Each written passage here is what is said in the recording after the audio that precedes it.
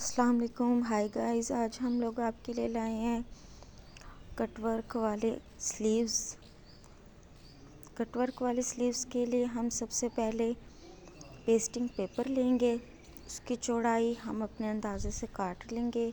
जितनी चौड़ी हमें कटाव चाहिए उस चौड़ाई में हम पेस्टिंग पेपर ले लेंगे। उसको इस तरह से फोल्ड करके भी आप कटिंग कर सकते हैं।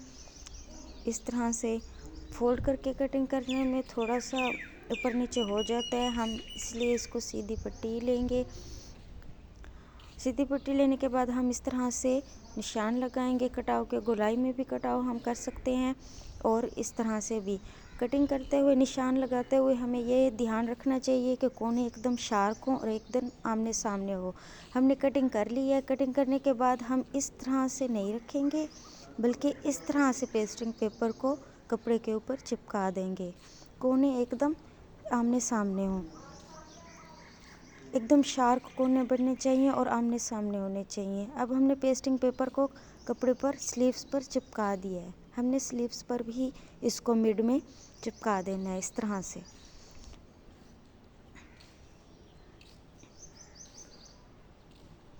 इस तरह से दोनों स्लीव्स को हमने मिड में चिपका देना है, ऊपर से नीचे तक। जो हमारी स्लीव्स की लंबाई थी हम उसी पर ही चिपका देंगे। ये आस्तीन से ऊपर से नीचे तक का डिज़ाइन है। हमने आयरन की मदद से दोनों स्लीव्स पर पेस्टिंग पेपर चिपका देना है। कोने एकदम आमने सामने होने चाहिए, जिस तरह से हमने कटिंग की थी।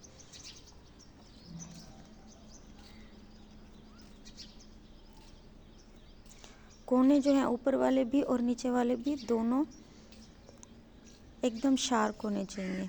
अब हम इसकी सिलाई स्टार्ट करेंगे। सिलाई स्टार्ट करने से पहले हम ये ध्यान में रखेंगे कि ये जो है सिलाई हमारी पेस्टिंग पेपर के ना ही ऊपर हो और ना ही नीचे हो। मतलब पेस्टिंग पेपर के ऊपर सिलाई भी ना आए और पेस्टिंग पेपर से ज़्यादा नीचे भी ना हो, बिल्कुल पेस्टिंग पेपर के करीब करीब सिलाई हो। इस तरह से शार्प कोने बनाते हुए हम सिलाई लगाते जाएंगे। शुरू से एंड तक हम इस तरह से सिलाई लगाएंगे। सिलाई लगाने के बाद हमने इसकी कटिंग कर लेनी है। फालतू कपड़ा हमने इसमें से कटिंग कर लेना है। कटिंग करने के बाद हमने इसके अंदर ऐसे छोटे छोटे कट्स लगाने हैं इस तरह से। ये देखें, नीचे से हमने वो कपड़ा रखा था जो वो हमने दिखा दिया आपको। हमने इस तरह से दोनों स्लीव्स की सिलाई लगाने के बाद उसकी कटिंग कर लेनी है। अब हमने इसको सीधा करना है।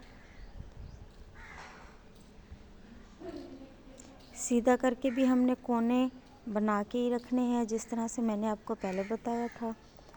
हमने इसको सीधा कर लेना है। सीधा करने के बाद हमने इसको आयरन की मदद से स्ट्रेट कर लेना है, बिल्कुल सीधा। आयरन की मदद से हम इसको सीधा कर लेंगे। दोनों स्लीव्स जी हमारी तैयार हैं। कोने एकदम आमने सामने हैं। अब हमने यहाँ पर इस तरह से सिलाई लगानी है। अंदर की तरफ से हमने थोड़ा सा कपड़ा मोड़ देना है और फिर यहाँ से इस तरह से सिलाई लगानी है।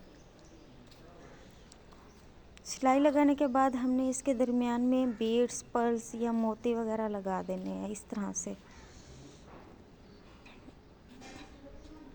इस तरह से हमने शुरू से एंड तक मोती लगा देने हैं।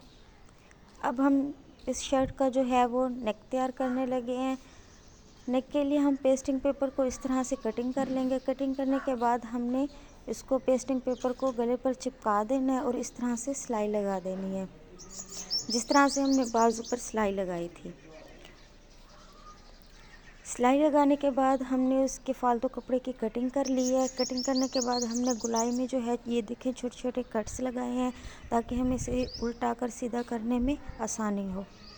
ये देखिए जी, हमारी बाजू बिल्कुल तैयार है। हमने शर्ट प्लेन सिलाई की है, सिंपल, नीचे सिर्फ इसकी नेक और बाजू पर डिज़ाइनिंग की है। हमने कट वर्क में गला तैयार किया और बाजू तैयार किए हैं, बीड्स लगा दिए हैं। गले में भी हमने बीड्स लगा दिए हैं। हमने फिनिशिंग पट्टी के साथ इसकी लैस लगा दी है। ये देखें जी, हमने फिनिशिंग पट्टी के साथ इसकी लैस लगा दी है। बहुत ही प्यारा लुक आ रहा है। बाजू भी एकदम कोने एकदम शार्क हैं। ईद के लिए ये डिज़ाइन शर्ट का बहुत प्यारा है। इस तरह के और शर्ट देखने के लिए वीडियो के ज़्यादा से ज़्यादा लाइक और शेयर करें, सब्सक्राइब करना ना भूलें। Thank you so much video देखने के लिए।